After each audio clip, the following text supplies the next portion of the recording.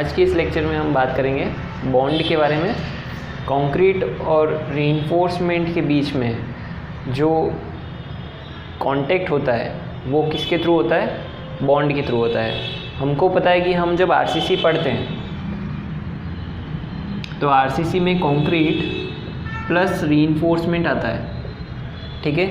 तो हम ये कंसीडर करते हैं कि जब भी फोर्सेस आएंगे कंक्रीट के मेंबर पर, आरसीसी के मेंबर पर, तो कंक्रीट और रीइंफोर्समेंट दोनों एक साथ वर्क करेंगे। एक साथ वर्क करने का मतलब क्या है कि जब मान लीजिए ये रीइंफोर्समेंट है और इसको कंक्रीट के अंदर डाला हुआ है, तो जब मान लो इस पर कंप्रेशन या टेंशन आएगा इस सरिये पर, रीइंफोर्समेंट पर, तो ये कंक्रीट जो है उसके आसपास की सराउंडिंग जो कंक्रीट होती है वो उस रीइंफोर्समेंट को पकड़ के रखती है, तो वो कहलाता है बॉन्ड, ठीक है। कंक्रीट और रीइंफोर्समेंट के बीच में बॉन्ड होता है, तो उस वजह से जो है वो बॉन्ड स्ट्रेसेस उसमें डेवलप होती है। कैसे? मान लीजिए ये हमारा एक कंक्रीट का मेंबर है,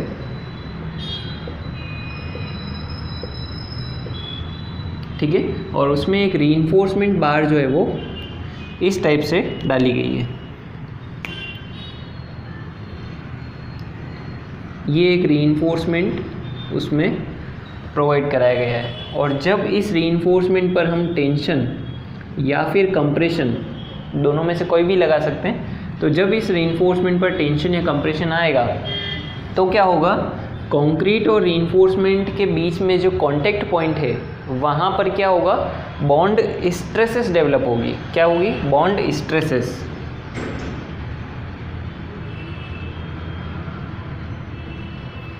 जब इस रीइंफोर्समेंट को खींचा जाएगा या फिर अंदर कंप्रेस किया जाएगा, तो इस रीइंफोर्समेंट को बाहर निकलने से रोकने के लिए, स्लिप होने से रोकने के लिए जो स्ट्रेसेस डेवलप होगी वो हो जाएगी बॉन्ड स्ट्रेसेस, ठीक है।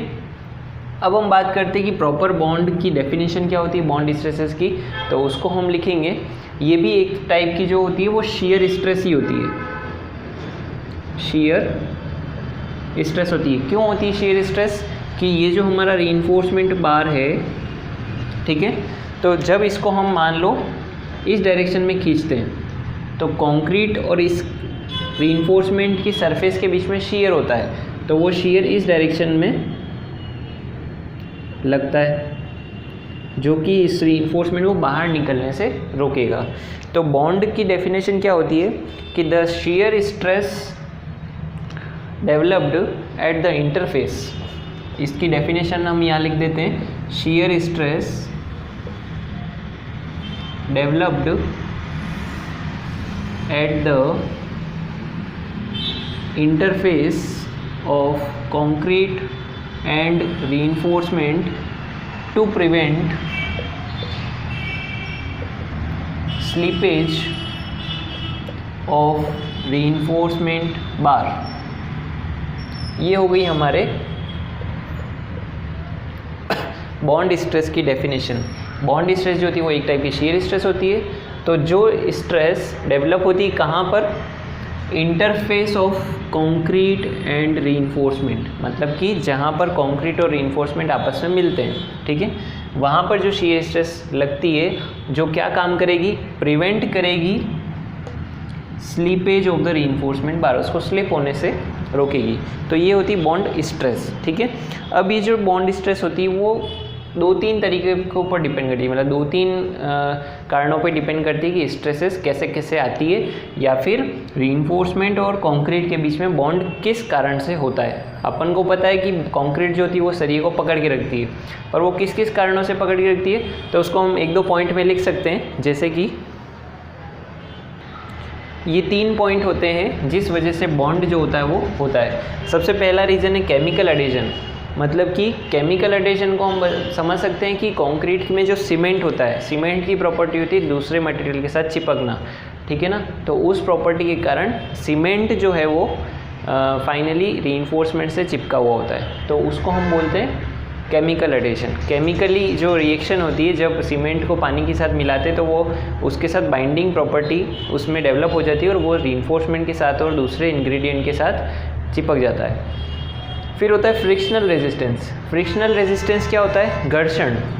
जब हमको पता है कि कंक्रीट और रीइंफोर्समेंट जो होता है वो खुरदुरा होता है, एकदम स्मूथ नहीं हो सकते वो। अगर स्मूथ होंगे तो उनके बीच में फ्रिक्शन नहीं बनेगा, इंटरलॉकिंग नहीं हो पाएगी और वो बाहर स्लिप हो सकता है। और तीसरा होता है मैकेनिकल इंटरलॉकिंग। मैकेनिकल इंटरलॉकिंग क्या होती है कि हमको पता है रीइंफोर्समेंट जो होता है वो दो टाइप के आते हैं। रीइंफोर्समेंट का एक होता है प्लेन बार्स और एक होता है रिब्ड बार्स। यानी कि प्लेन बार्स तो ऐसी होती है जो कि बिल्कुल स्मूथ आती है, जो कि अब यूज़ में नहीं लेते हैं उनको। रिब्ड बार्स क्या होती है कि रीइंफोर्समेंट के ऊपर रिब्स बनी हुई थी, मतलब उसके ऊपर धारियाँ बनी होती है जो कि सरिये को अच्छी पकड़ देने में काम में आती है। जो रीइंफोर्समेंट होता है वो कुछ इस टाइप से होता है।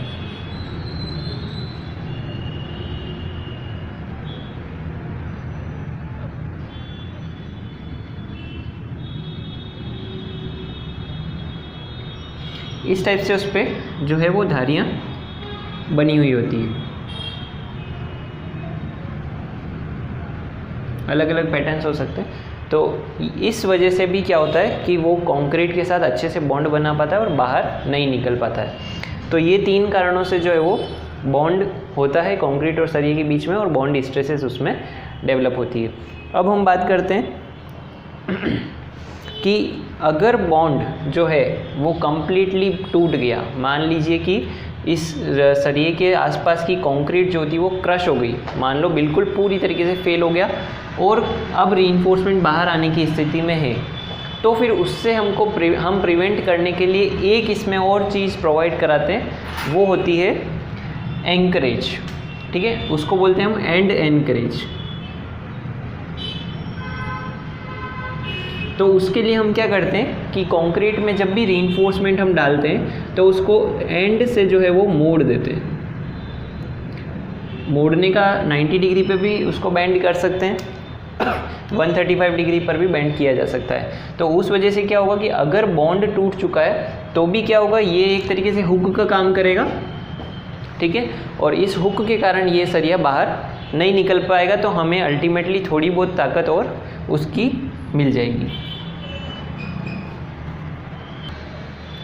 अब ये जो थे ये तीनों रीज़न थे कि बॉन्ड किस वजह से होता है, कंक्रीट और सरिये के बीच में बॉन्ड स्ट्रेसेस किस कारणों से डेवलप होती है। अब हम देखते हैं कि क्या क्या रीज़न हो सकते हैं कि कंक्रीट और रीइंफोर्समेंट के बीच में बॉन्ड ख़त्म हो जाए, तो उसके क्या क्या रीज़न्स हो सकते हैं।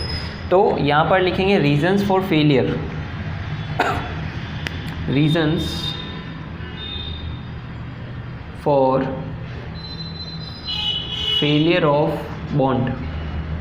बॉन्ड के फेलियर होने के क्या क्या कारण हो सकते हैं। तो सबसे पहले हम यही बात करेंगे कि अगर अडेशन, मतलब कि जो कंक्रीट और सरिये के बीच में जो केमिकल अडेशन हो रहा है, सीमेंट के कारण दोनों चिपके हुए हैं, वो अगर टूट जाए तो बॉन्ड ख़त्म हो जाएगा। तो पहला रीज़न हम यही लिख सकते हैं कि failure of adhesion between concrete, failure of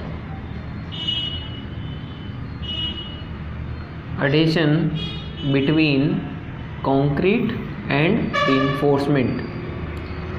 सरिये और कंक्रीट के बीच में अगर जो चिपकने वाली जो प्रॉपर्टी वो ख़त्म हो जाए तो उस वजह से फेलियर हो सकता है। दूसरा फेलियर हम बोल सकते हैं फ्रिक्शन के कारण वो दोनों आपस में पकड़े रहते हैं। उसका मतलब क्या हुआ, फ्रिक्शन क्या होगा कि अगर कंक्रीट जो है ये जो रिब्स से बनी हुई होती है, जो धारियाँ होती है, अगर इन रिब्स के बीच की जो कंक्रीट है वो अगर टूट गई तो भी ये जो बार है वो बाहर निकल सकता है। ठीक है, इसको थोड़ा सा हम इनलार्ज करके देखते हैं कि मान लीजिए ये हमारे सरिये की रिब्स है। ठीक है, और इसके चारों तरफ जो है वो कंक्रीट है। तो जब हम इसको खींचेंगे तो अगर यहाँ की जो कंक्रीट है, रिब्स के बीच की कंक्रीट, ये अगर टूट गई तो इजीली जो है वो सरिये और कंक्रीट के बीच में अच्छा सा गैप बन जाएगा और सरिया बाहर आ जाएगा। तो मतलब कि फेलियर अगर रिब्स का हो जाए,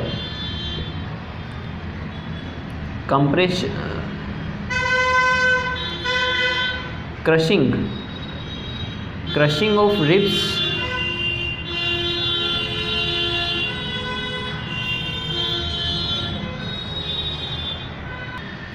ठीक है, crushing of concrete between the ribs, अगर रिब्स के दो रिब्स के बीच में अगर कंक्रीट क्रश हो गई तो भी वो बाहर निकल जाएगा। तीसरा है longitudinal splitting of concrete around the reinforcement.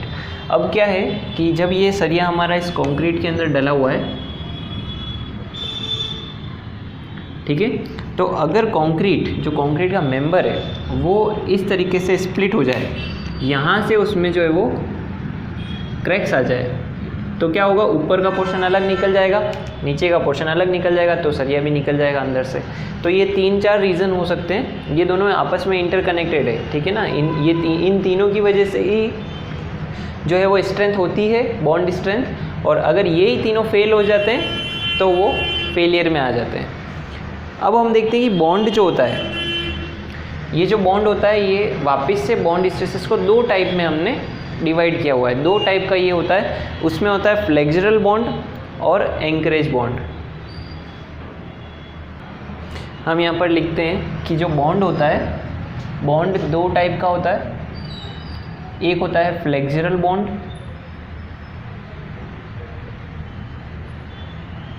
और एक होता है एंकरेज बॉन्ड, ठीक है। फ्लेक्सुरल बॉन्ड और एंकरेज बॉन्ड को हम डायरेक्टली डायग्राम से ही समझते हैं कि मान लो कि हमने एक बीम बनाई, ठीक है, और उसमें जो रीइंफोर्समेंट डलता है वो कुछ बॉटम वाला इस टाइप से डलता है, ठीक है। और हम ये चाहते हैं कि जब बीम के ऊपर लोडिंग आए तो कंक्रीट और बीम जो है, कंक्रीट और सरिया जो है वो दोनों एक साथ काम करें, ठीक है। दोनों एक दूसरे में अगर स्लिप हो गए तो दोनों का एक्शन ही ख़त्म हो जाएगा, ठीक है।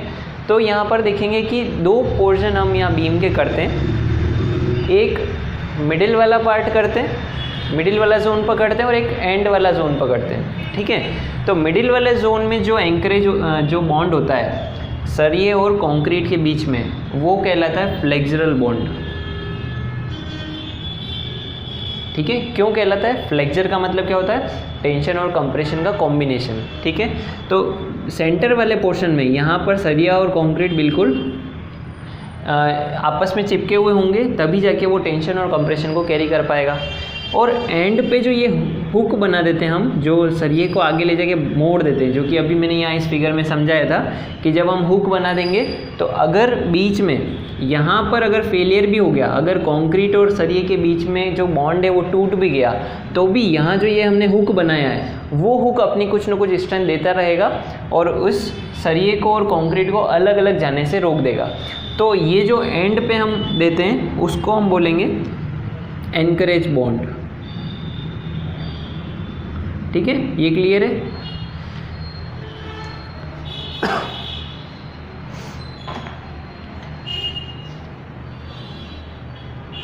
एंकरेज बॉन्ड का अगर कैंटिलीवर बीम में भी देखें तो जैसे कि मान लो ये हमारी कोई कैंटिलीवर बीम है, ठीक है। ये हमारी कैंटिलीवर बीम है, कुछ इस टाइप से ये दिखेगी, और ये इसका सपोर्ट है मान लो। तो ऊपर से अब हमको पता है कैंटिलीवर बीम में टेंशन जोन ऊपर होता है, तो इसमें जो सरिया डालेंगे हम वो भी कुछ मेन जो रीइंफोर्समेंट जाएगा वो कुछ इस टाइप से जाएगा, ठीक है।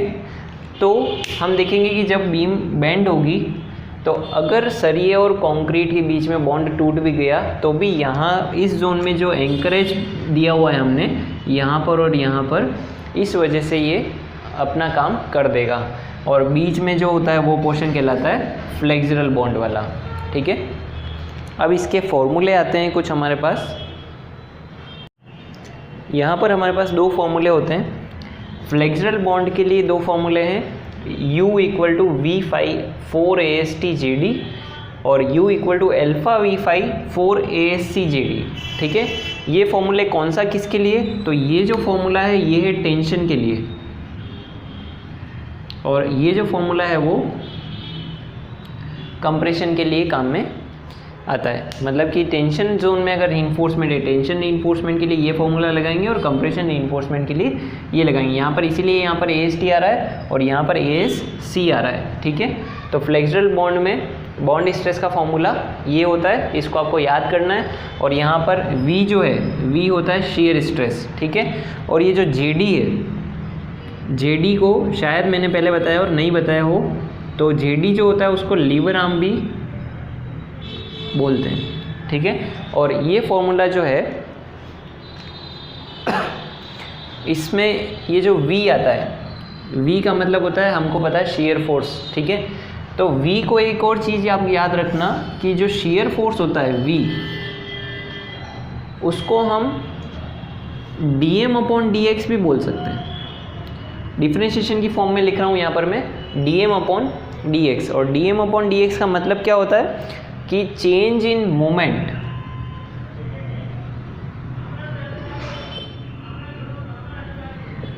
With distance. किसी भी बीम में दूरी के साथ, जैसे जैसे हम बीम के ऊपर आगे चलते हैं या पीछे चलते हैं, जैसे जैसे हम आगे पीछे बढ़ते हैं, तो उसमें मोमेंट में क्या चेंजेस आते हैं उसको भी हम शेयर फोर्स से डिनोट करते हैं। मतलब कि किसी भी बीम में दूरी के साथ बेंडिंग मोमेंट में जितना वेरिएशन आ रहा है वो शेयर फोर्स के बराबर होगा।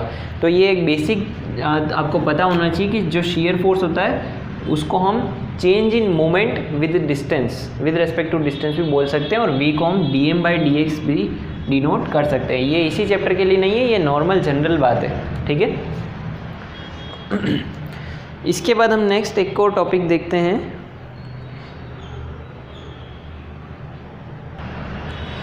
कि जो ये बॉन्ड स्ट्रेस होती है, वो बॉन्ड स्ट्रेस जो है वो डायरेक्टली प्रोपोर्शनल होती है किसके, rate of change of force. जो फोर्स इस रीइंफोर्समेंट के ऊपर लग रहा है उसमें किस रेट से चेंज हो रहा है, फटाफट चेंजेस हो रहे हैं या धीरे धीरे चेंजेस हो रहे हैं, ठीक है। तो जो rate of change of force है ये बॉन्ड स्ट्रेसेस उसके प्रोपोर्शनल होती है, ठीक है। फॉर एग्जांपल ये रीइंफोर्समेंट है और इसको हमने कंक्रीट के अंदर डाला हुआ है, तो जब हम इसको धीरे धीरे खींचेंगे, धीरे धीरे इस पर फोर्स लगाएंगे, तो बॉन्ड स्ट्रेसेस भी धीरे धीरे डेवलप होगी और कम डेवलप होगी। लेकिन जब अगर इसको हम एकदम से खींचेंगे, मतलब कि rate of change of force जो होती है वो ज़्यादा होगी, तो जब ज़्यादा इस पर हम तेज़ी से फोर्स बदलेंगे तो बॉन्ड स्ट्रेस जो होगी, मतलब कि कंक्रीट और सरिये के बीच की जो स्ट्रेस होगी वो भी बहुत ज़्यादा होगी। तो एक बात आप ये भी याद रख सकते हो कि जैसे जैसे हम रीइंफोर्समेंट के ऊपर फोर्स बढ़ाते हैं तो बॉन्ड स्ट्रेसेस भी बढ़ती है। क्लियर है, ये भी बात याद रखनी है आपको। अब हम बात करते हैं कि बॉन्ड स्ट्रेस जो होती है वो टेंशन और कंप्रेशन में उनका क्या रिलेशन होता है, मतलब टेंशन में बॉन्ड स्ट्रेसेस कितनी होगी और कंप्रेशन में बॉन्ड स्ट्रेसेस कितनी होगी।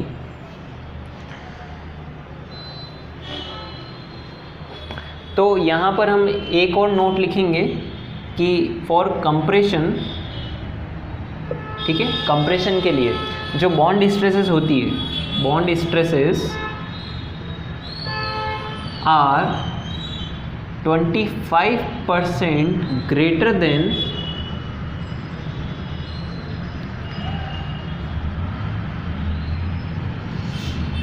Tension.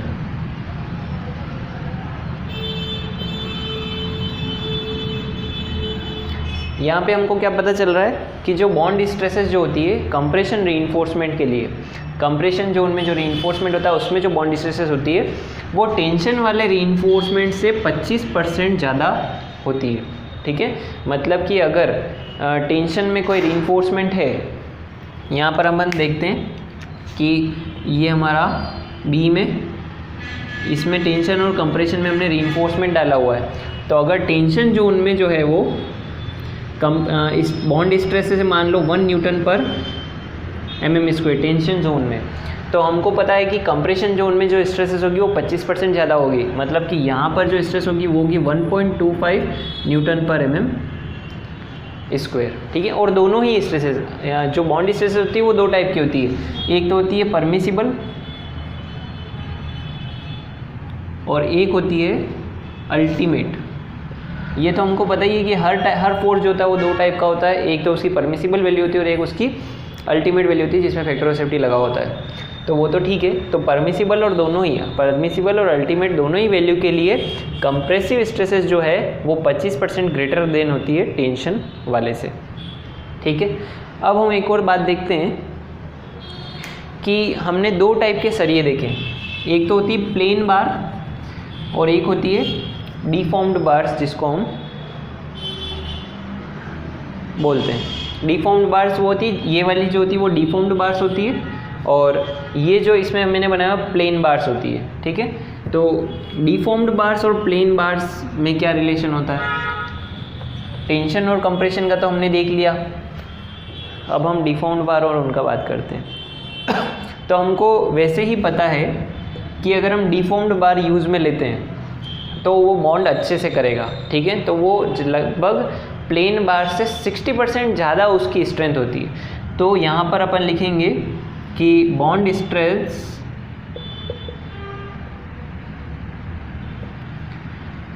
Is 60%, bond stresses of deformed bars. Deformed बार कौन सी होती है? जिसके ऊपर धारियाँ बनी होती है, जो कि रफ होती है एकदम। तो bond stress of deformed bar is 60% more than the plain bars. Plain bar की 60% ज़्यादा होती है, ठीक है। तो अगर हम किसी उसमें स्ट्रक्चर में प्लेन बार लगाते हैं और उसमें अगर बॉन्डिंग जो आ रही है वो 1 न्यूटन पर mm² की आ रही है, तो उसी जगह अगर मैं डिफॉर्म्ड बार्स लगा दूँ तो उसमें आएगी 1.60 न्यूटन पर mm²। तो इसीलिए हम क्या करते हैं कि ये वाले डिफॉर्म्ड बार ही आजकल यूज़ करते, प्लेन बार्स तो पहले ये काम में लिए जाते थे।